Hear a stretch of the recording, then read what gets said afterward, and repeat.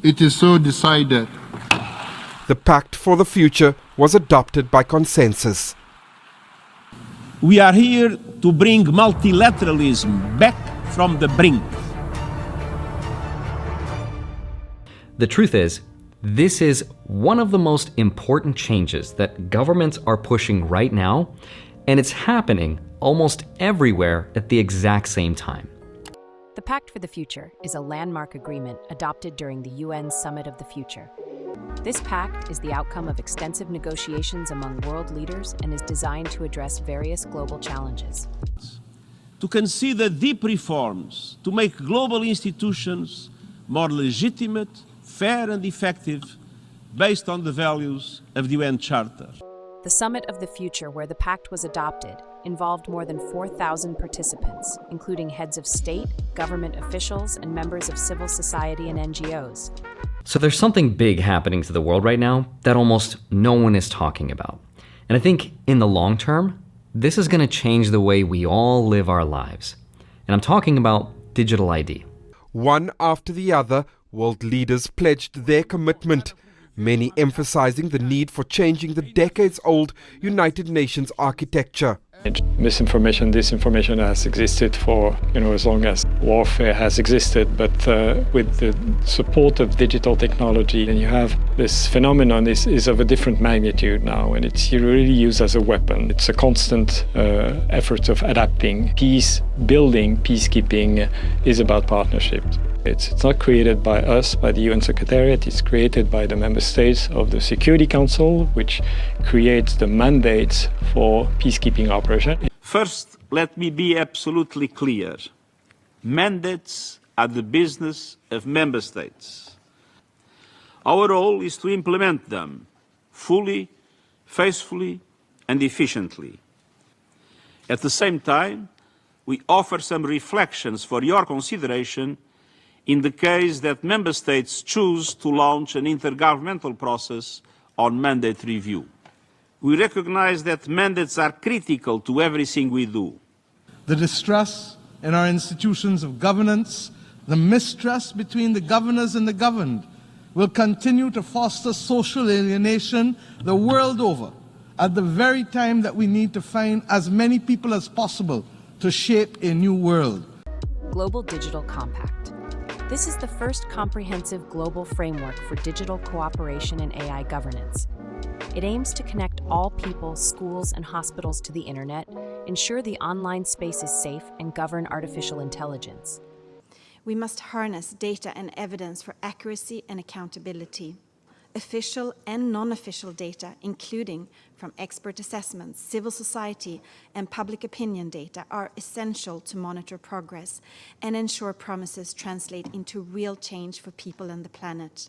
Non-official data, in particular, play a crucial role in filling data gaps and should be included as complementary data sources to national statistics.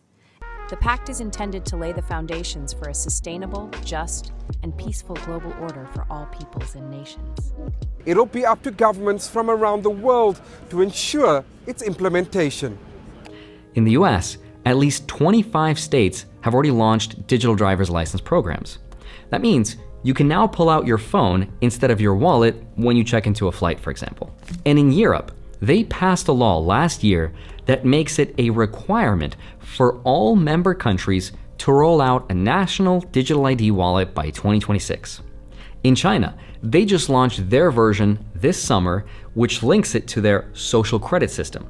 Countries like South Korea, Singapore, Nigeria, the United Arab Emirates are already doing this with their digital IDs. But what's interesting, though, is that the United Nations has made it one of their goals, quote, legal identity for all by 2030. And now Europe and the US are writing all of this into law. Today, over 100 countries either have one or are building one right now. Once your entire identity is digital, whoever controls that ID can control a lot of power. It lays the groundwork for global medical surveillance of every human being. Digital IDs use something called biometric data, which are things like your facial recognition or fingerprints, with cryptographic encryption, so they're a lot harder to fake. And once you've been verified, that ID becomes reusable.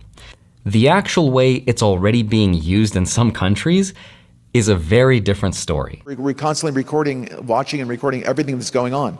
Citizens will be on their best behavior because we're constantly recording and reporting everything that's going on. So what that means is, if the government doesn't like what they're doing, or doesn't like what they're saying online, or maybe what they're buying, they could restrict your ability to travel, to buy those things, or to access certain social services. After being sued for defamation by the subject of a story he'd written, he was blacklisted. But he only realised when he tried to buy a train ticket and was told he was banned from travelling. If you didn't get a vaccine that the government mandated, sorry, you can't use public transportation. They would immediately detect that and send you a notification, and they would deduct money from your what they call WeChat account. They use two main apps, WeChat and Alipay. So you can actually deduct your money directly from your account. There were reports of elderly people and workers who were denied food and pensions because their fingerprint scanners stopped working. So if the system doesn't recognize you, you don't get food. That's kind of crazy.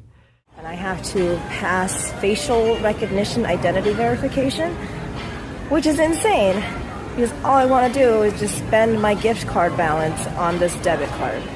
These are real-world examples of how powerful and dangerous this can be when your whole identity is digital. And this is just scratching the surface.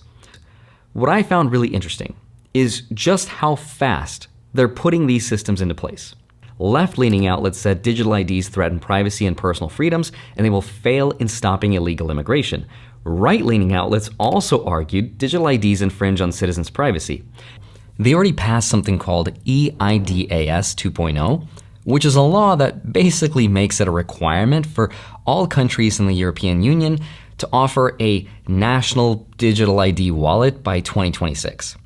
We need to be really clear. You must have ID, mandatory digital ID, in order to work, because we have to stop illegal working. If you're anonymous online, it can be worse. I do think over time, with things like deep fakes, most of the time you're online, you're going to want to be in an environment where the people are truly identified. That is, they're connected to a real world identity that you trust, instead of just people saying whatever they want. Join the movement now and help spread truth and awareness.